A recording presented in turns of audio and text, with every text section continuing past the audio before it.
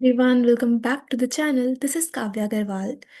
इस वीडियो में हम लोग करने वाले हैं नेशनल इनकम यूनिट का लास्ट टॉपिक, जो कि बात करता है nominal GDP, real GDP, GDP and welfare जैसे टॉपिक्स पे। ठीक है, तो ये छोटे छोटे दो तीन टॉपिक्स बचे, इनको हम कवर करते हैं और ये टॉपिक से क्वेश्चन हर साल बोर्ड में आ रहा है, इसलिए अच्छे से डिटेल में सिंपल वे में हम लोग क्लियर करते हैं। ओके, आइए फिर स्टार्ट करते हैं। तो देखो, टॉपिक का नेम है national income at current prices versus constant prices. इसका मतलब क्या है? इसको समझने के लिए हम सीधा एक एग्जांपल से स्टार्ट करते हैं। ठीक है, कि मान लीजिए 2 साल हम कंसिडर करेंगे। एक हम लेते हैं 2015-16, ठीक है, और एक हम लेंगे 2025-26, यानी कि हमारा करंट फाइनेंशियल ईयर। ओके, अभी मान लो 2015-16 की बात करते हैं। इसमें हमारे पास गुड्स थे कुछ, ठीक है, उनकी क्वांटिटी, उनका प्राइस, और यहाँ हम निकालेंगे कि हमारी जो इनकम है वो कितने की हुई। ठीक है, मतलब क्या है कि देखो, मान लो 2015-16 में तीन गुड्स का प्रोडक्शन हुआ। तीन गुड्स कौन कौन से हैं? मान लीजिए हमारे पास ए, बी और सी, ये तीन टाइप के गुड्स हैं। ठीक है, और इनकी क्वांटिटी सपोज है आपके पास 100, ठीक है, 200 एंड 300, राइट। और प्राइस हम लोग ले रहे हैं per unit, 10 rupees, 10 rupees and 10 rupees, right. आपको इनकम निकालना है। इनकम कैसे आएगा? सिंपल चीज है, प्राइस इंटू क्वांटिटी। ठीक है, हमें यहाँ पे अपना कोई income method, value added method या एक्सपेंडिचर मेथड हम लोग नहीं लगा रहे। हम जनरल सेंस में देख रहे हैं कि हमारी इनकम कैसे निकलेगी। ठीक है, कैसे निकलेगा? क्वांटिटी को मल्टीप्लाई करोगे प्राइस से तो आपके पास वैल्यू आ जाएगी इनकम की। कैसे आएगा? देखो, 100 into 10 is 1000, then 200 into 10 is 2000, and 300 into 10 is 3000। आप टोटल देख सकते हो, ये बनेगा 6000। यानी कि हम बोल सकते हैं कि 2015-16 में 6000 की टोटल नेशनल इनकम हमें मिली। ठीक है, क्लियर? ओके, अब चलते हैं हम 2025-26 पे, यानी कि करंट ईयर, 10 साल बाद। राइट, तो मान लो यहाँ पे भी तीन गुड्स हैं, क्वांटिटी है, प्राइस है और इनकम। ठीक है, quantity, price and income. Again हमने गुड्स सेम लिए, ए, बी, सी। क्वांटिटी 100, 200, 300। ओके, और प्राइस हम ले लेते हैं सपोज 50, 50 एंड 50। ठीक है, ये कितना बना? 5000। Then 200 into 50 is 10,000, and 300 into 50 is 15,000। तो ये टोटल बन जाएगा आपके पास 15 + 10 + 5, ये बना 30,000। ठीक है, तो 30,000 की आपकी इनकम हो गई। इसका मतलब क्या है कि हम यहाँ से चेक कर सकते हैं कि यार देखो, 15-16 में तो देश में सिर्फ 6,000 की इनकम हुई। ठीक है, और 2025-26 में पूरी 30,000 की नेशनल इनकम हुई है। मतलब हमारी नेशनल इनकम बढ़कर आ गई यार, है ना? पहले 6,000 की इनकम थी, अभी 30,000 की इनकम है। कितनी अच्छी बात है। बट नहीं, इसमें कोई भी खुशी की बात नहीं है यार। इनकम भले ही बढ़ के आई है, पहले 6,000 थी, अब 30,000 हो गई है। लेकिन यहाँ पे ध्यान से चेक करो कि 2015-16 में जो क्वांटिटी का प्रोडक्शन हुआ वो कितना था? 100, 200, 300, राइट। और 2025-26 में भी प्रोडक्शन कितना हुआ?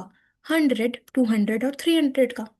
मतलब क्या है कि यार, जो इनकम बढ़कर आई है ना हमारी नेशनल इनकम, वो प्रोडक्शन की वजह से नहीं, बल्कि प्राइस में इंक्रीज होने की वजह से बढ़ी है। ठीक है, 15-16 में भी सेम क्वांटिटी थी, और 2025-26 में भी सेम क्वांटिटी है, तो एक्चुअल में आउटपुट तो कुछ बढ़ा ही नहीं है। आउटपुट नहीं बढ़ा। बढ़ा क्या है? प्राइस। पहले प्राइस 10 रुपए का था, और अभी करंट ईयर में प्राइस कितना हो गया? 50 रुपए का।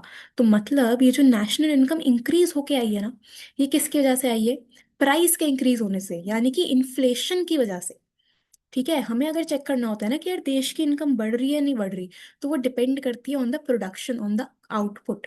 बट आउटपुट तो दोनों साल में सेम ही रहा, कुछ भी नहीं बढ़ा है। बढ़ा क्या है? सिर्फ प्राइस। ठीक है, तो ये कोई ट्रू पोजीशन शो नहीं कर रहा है हमारे देश की। ठीक है, तो अब यहाँ से एक चीज निकल के आती है कि आपको समझना है कि national income at current price का मतलब क्या है। National income at current price में हम सिंपल क्या करते हैं? करंट ईयर की क्वांटिटी मल्टीप्लाई करंट ईयर का प्राइस। ठीक है, Q1 का मतलब होता है करंट ईयर की क्वांटिटी। ठीक है, और P1 का मतलब होगा करंट ईयर का प्राइस। तो अगर हम लोग करंट ईयर की क्वांटिटी और करंट ईयर के प्राइस के बेसिस पे इनकम कैलकुलेट करते हैं तो उसे बोलते हैं national income at current price, या फिर नॉमिनल नेशनल इनकम। ठीक है, और दूसरा कॉन्सेप्ट क्या है, national income at constant price. National income at constant price में हम क्या करते हैं, क्वांटिटी तो करंट ईयर की लेते हैं लेकिन प्राइस हम लोग बेस ईयर का लेते हैं। ठीक है, Q1 का मतलब करंट ईयर की क्वांटिटी, बट PO का मतलब है base year price. Base year price, इसी को हम बोलते हैं रियल नेशनल इनकम। मतलब क्या है, मतलब सिंपल सा ये है कि अगर आपको चेक करना है कि 2025-26 में, इस ईयर में एक्चुअल में कितनी इनकम हुई है, तो हमें यहाँ पे क्वांटिटी तो चलो यही लेनी है 100, 200 और 300, लेकिन प्राइस हमें कौन सा लेना होगा, बेस ईयर का। अभी बेस ईयर क्या होता है, बेस ईयर मतलब एक वो साल होता है जिसमें प्राइस ना कांस्टेंट होते हैं, ज़्यादा फ्लक्चुएशंस ना हो, ज़्यादा इन्फ्लेशन डिफ्लेशन ना हो, प्राइस स्टेबल हो। ठीक है, तो उसके बेसिस पे जब आप निकालते हैं नेशनल इनकम तो आपको एक्चुअल में पता चलता है कि आपकी इनकम जो है वो प्रोडक्शन के इंक्रीज होने की वजह से आई है। ठीक है, सिंपल चीज। Okay, so national income at current price को हम बोल सकते हैं नॉमिनल नेशनल इनकम, जिसमें हम करंट ईयर की तो क्वांटिटी लेते हैं और प्राइस भी करंट ईयर का लेते हैं। ठीक है, और national income at constant price यानी कि रियल नेशनल इनकम का मतलब क्या है, जिसमें आप क्वांटिटी तो करंट ईयर की लोगे क्योंकि हमें चेक करना है कि अभी करंट ईयर में कितना प्रोडक्शन हुआ, लेकिन प्राइस हम लोग लेते हैं बेस ईयर वाला, ताकि आपको पता चल पाए कि प्राइस के बिना क्वांटिटी में कितना इंक्रीज हुआ है, जिसकी वजह से नेशनल इनकम कितनी बड़ी है। ठीक है, हो गया। अब इसको एक बार बुक से पढ़ते हैं। तो देखो जी, इसको हम एक बार बुक से कर लेते हैं क्लियर। सो ये रहा national income at current price and constant price. तो देखो यहाँ पे क्या लिखा है, यहाँ पे लिखा है national income at current price, it is the money value of final goods and services produced by normal resident of a country in a year measured at the prices of current year. ठीक है, तो अगर आप India की national income calculate करना चाहते हो 19-20 की, तो आप प्राइस भी कब का लोगे, 19-20 का ही लोगे।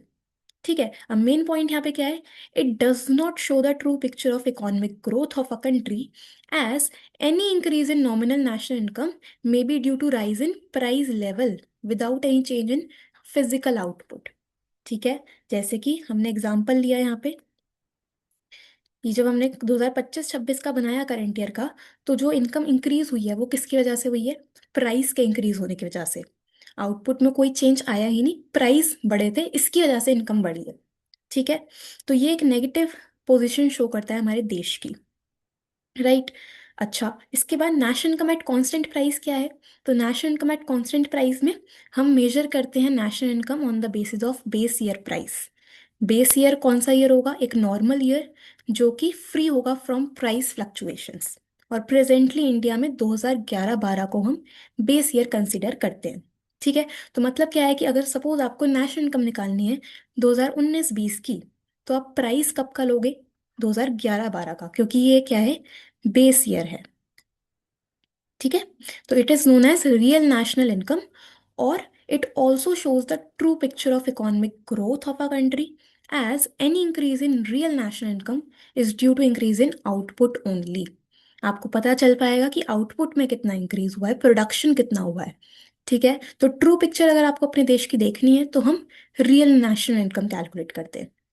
ठीक है, okay, now next is the difference. दोनों में डिफरेंस क्या है, तो देखो national income at current price का मतलब नॉमिनल, और नेशनल इनकम एट कांस्टेंट का मतलब रियल, राइट। तो डेफिनेशन तो हमने कर ली।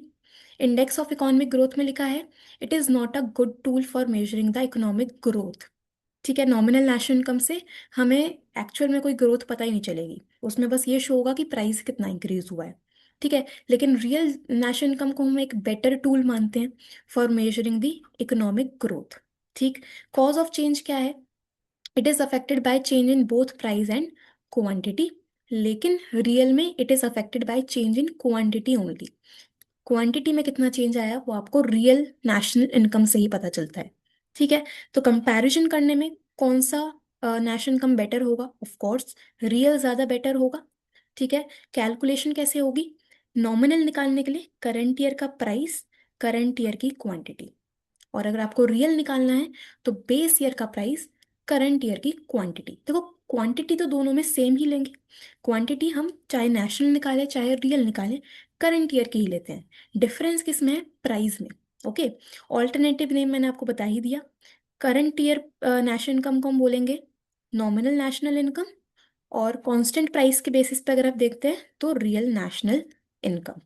क्लियर हो गया? ठीक है, अच्छा, इसके बाद नेक्स्ट टॉपिक आपके पास आता है जीडीपी डिफ्लेटर। ठीक है, जीडीपी डिफ्लेटर, या फिर हम बोल सकते हैं प्राइस इंडेक्स। बेसिकली आपने 11th में इंडेक्स नंबर पढ़ा होगा। ठीक है, तो जीडीपी डिफ्लेटर क्या है? जीडीपी डिफ्लेटर ये बताता है कि प्राइस में कितना चेंज आया।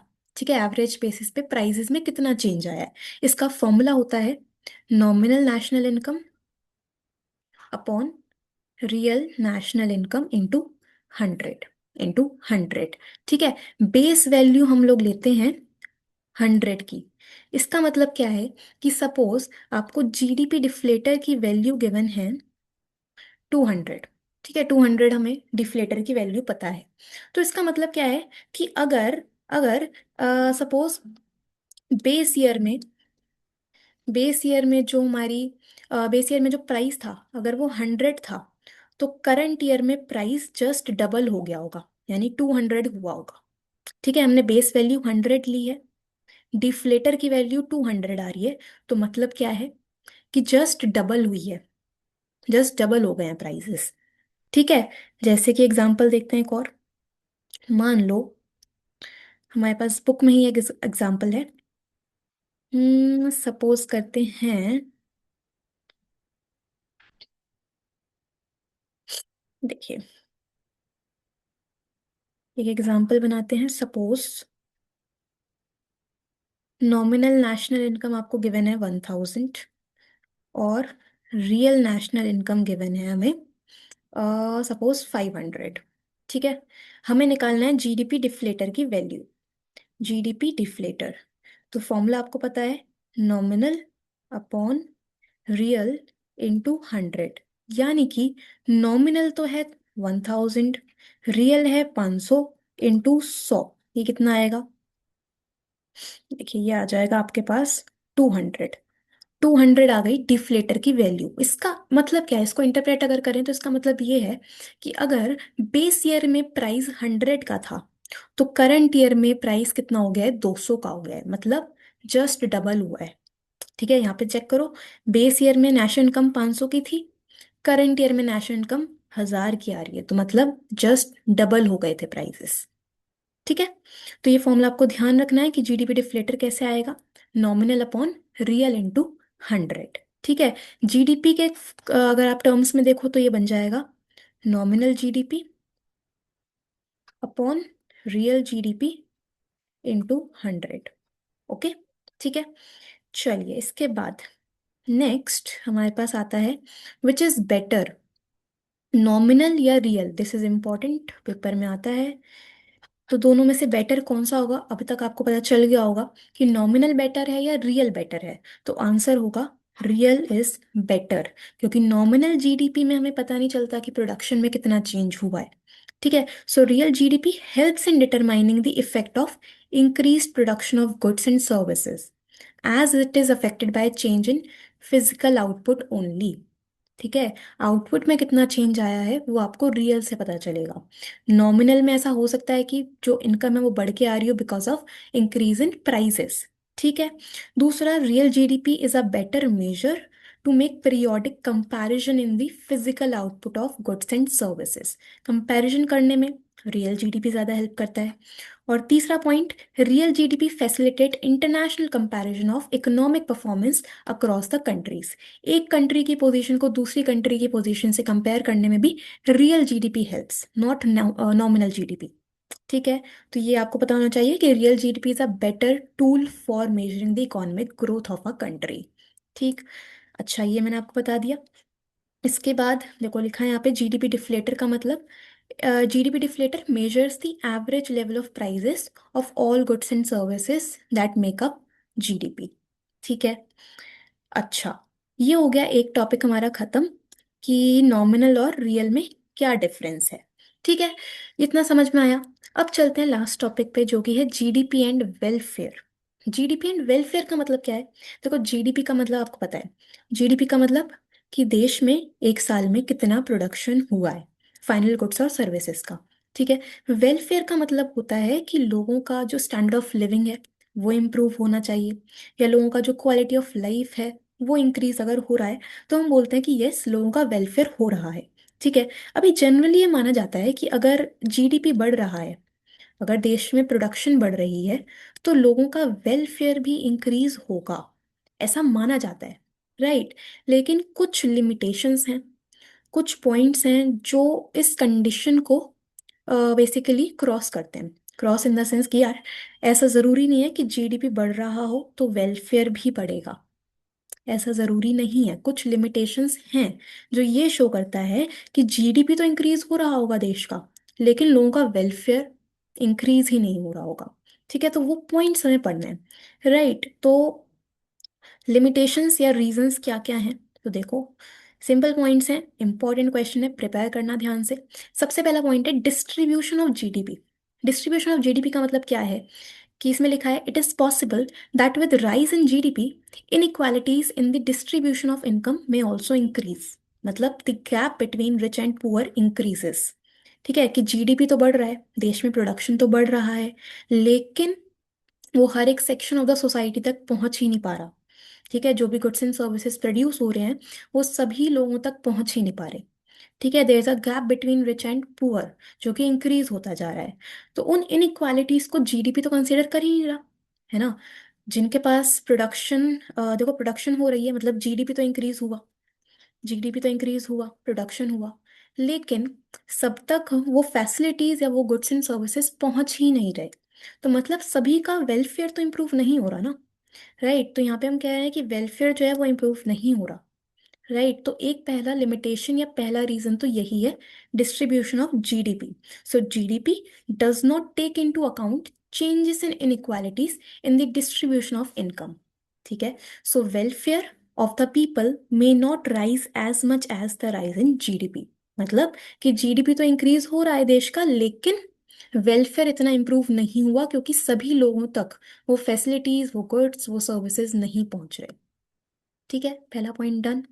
उसके बाद सेकंड पॉइंट है चेंज इन प्राइजेस। ये हमने अभी पढ़ा कि अगर हम लोग नॉमिनल नेशनल इनकम कैलकुलेट करते हैं या करंट ईयर प्राइस के बेसिस पे जीडीपी निकालते हैं, तो ऐसा हो सकता है कि जीडीपी इंक्रीज होके तो आए, लेकिन एक्चुअल में कुछ प्रोडक्शन हुई ना हो, सिर्फ प्राइस इंक्रीज हुआ होगा इसलिए बढ़ के आया होगा जीडीपी। ठीक है, so if increase in GDP is due to rise in prices and not due to increase in physical output, it will not be a reliable index of economic welfare. ठीक है, जैसे कि हमने अभी जब कंडीशन बनाई थी 2015-16 की, तो उसमें यही किया कि यार जीडीपी तो बढ़ के आया था हमारा। ठीक है, जैसे हमने एग्जाम्पल बनाया था, देखिए, पहले 6,000 की इनकम थी, फिर 30,000 की इनकम हुई, तो जीडीपी या नेशनल इनकम तो इंक्रीज हुई, लेकिन प्रोडक्शन तो कुछ हुआ ही नहीं था चेंज, सिर्फ प्राइस बढ़े थे, इन्फ्लेशन बढ़े थे, जो कि वेलफेयर को और कम कर देते हैं। ठीक है, तो ये भी एक रीजन हो जाएगा, चेंज इन प्राइजेस। ओके। तीसरा पॉइंट है non monetary exchange, important, paper में आता है। नॉन मॉनेटरी एक्सचेंजेस क्या है? बेसिकली नॉन मॉनेटरी का मतलब वो कुछ एक्टिविटीज जिनको आप मनी के टर्म्स में मेजर नहीं कर सकते। ठीक है, so many activities in an economy are not evaluated in monetary terms, जैसे कि नॉन मार्केट ट्रांजेक्शन्स, जैसे कि services of housewife, kitchen gardening, leisure time activities are not included in GDP due to non availability of data. However, such activities influence the economic welfare. मतलब क्या है कि जैसे कि कोई एक्टिविटीज़ हैं, हाउस वाइफ की सर्विसेज हो गई, किचन गार्डनिंग हो गई, तो ये सभी एक्टिविटीज़ वेलफेयर तो इम्प्रूव करती हैं, ठीक है, आपके स्टैंडर्ड ऑफ लिविंग को इम्प्रूव तो करते हैं, लेकिन इनको हम मॉनेटरी टर्म्स में मेजर ही नहीं कर सकते, इसलिए हम जीडीपी में काउंट भी नहीं करते। तो अब यहाँ पे क्या हुआ कि यार वेलफेयर तो बढ़ रहा है, लेकिन हम जीडीपी में काउंट नहीं कर रहे। ठीक है, नॉन मॉनेटरी ट्रांजेक्शन्स या एक्सचेंजेस। ओके, इसके बाद फोर्थ है एक्सटर्नैलिटीज, अगेन इंपॉर्टेंट। एक्सटर्नैलिटीज क्या होती हैं, तो देखो इसे डिटेल में समझते हैं। एक्सटर्नैलिटीज, एक्सटर्नैलिटीज, एक्सटर्नैलिटीज का मतलब क्या है कि कोई भी एक्टिविटी एक्टिविटी जिससे या तो बेनिफिट होगा सोसाइटी को, ठीक है, या फिर हार्म होगा, कोई नुकसान होगा। ठीक है, अगर बेनिफिट हो रहा है तो उस एक्टिविटी के लिए दे आर नॉट पेड, और अगर हार्म हो रहा है तो दे आर नॉट पेनलाइज्ड, मतलब कोई पेनल्टी नहीं लग रही। इसका मतलब क्या है कि मान लो कि सपोज सपोज मानिए किसी ने एक पार्क बनवाया। ठीक है, एक पार्क बनवाया, राइट। अभी पार्क अगर बनवा रहे हो तो उससे वेलफेयर तो इम्प्रूव होगा, ठीक है, लोगों को अच्छा लगेगा, लोगों का स्टैंडर्ड ऑफ लिविंग इम्प्रूव होगा। तो अगर हमने एक पार्क बनवाया तो वेलफेयर तो इम्प्रूव हो रहा है, ठीक है, लोगों को बेनिफिट तो मिल रहा है, लेकिन इसके लिए पेमेंट नहीं की जा रही किसी को। ठीक है, तो इसको हम बोलेंगे पॉजिटिव एक्सटर्नैलिटी, पॉजिटिव एक्सटर्नैलिटी। ठीक है, और मान लीजिए कि आपका एक बिजनेस है, फैक्ट्री है, और वहां से बहुत पॉल्यूशन हो रहा है। ठीक है, पॉल्यूशन हो रहा है बहुत ज्यादा। पॉल्यूशन अगर होगा तो वेलफेयर डाउन जाएगा। ठीक है, लेकिन इसके लिए कोई भी पेनल्टी नहीं लगाई जा रही उन लोगों पे जो ये पॉल्यूशन कर रहे हैं। तो इसे हम बोलेंगे नेगेटिव एक्सटर्नैलिटी, नेगेटिव एक्सटर्नैलिटी। ठीक है, तो मतलब कोई भी एक्टिविटी जिससे या तो बेनिफिट होगा, ठीक है, उसको हम बोलेंगे पॉजिटिव एक्सटर्नैलिटीज। और कोई एक्टिविटी जिससे कुछ हार्म हो रहा है उसे हम बोलेंगे नेगेटिव एक्सटर्नैलिटी। ठीक है, बुक से पढ़ते हैं क्या लिखा है। तो देखो, externalities refers to benefits or harms of an activity caused by a firm or an individual for which they are not paid or penalized। ठीक है, activities which results in benefits to others are known as positive externalities, और वो activities जिससे कुछ harm होगा किसी को उन्हें हम बोलेंगे negative externalities। राइट, अब नेगेटिव एक्सटर्नैलिटी का एग्जाम्पल दिया है, जैसे कि environmental pollution caused by industrial plants. ठीक है, तो बहुत सारे इंडस्ट्रियल यूनिट्स हैं जो पॉल्यूशन जनरेट कर रहे हैं, तो पॉल्यूशन से वेलफेयर रिड्यूस होगा, राइट, लेकिन ये नेगेटिव इम्पैक्ट क्रिएट करने के लिए उन पे कोई भी पेनल्टी चार्ज नहीं की जा रही। इसे हम बोलेंगे नेगेटिव एक्सटर्नैलिटी। ठीक है, और पॉजिटिव का एग्जांपल क्या है, जैसे कि use of public parks by the people for pleasure for which no payments are made by the public. लोग पब्लिक पार्क यूज कर रहे हैं, बट उसके लिए कोई पेमेंट थोड़ी ना लेते हैं पार्क के लिए, राइट, तो इनसे वेलफेयर तो इम्प्रूव हो रहा है। ठीक है, so such external effects do not form part of market transactions. GDP में ये पॉजिटिव नेगेटिव एक्सटर्नैलिटीज को कंसिडर ही नहीं किया जाता। वेलफेयर कम ज्यादा हो रहा है इनसे, लेकिन जीडीपी में काउंट ही नहीं करते, क्योंकि कोई पेमेंट ही नहीं है इनमें, नॉन मार्केट है। ठीक है, मॉनेटरी टर्म्स में हम मेजर नहीं कर पा रहे। ठीक है, तो एक्सटर्नैलिटीज इंपॉर्टेंट है, नॉन मार्केट एक्सचेंज इंपॉर्टेंट है, इन दोनों पॉइंट्स को ध्यान से प्रिपेयर करना, पेपर में आता है क्वेश्चन। ठीक, इसके बाद नेक्स्ट पॉइंट है last, rate of population growth.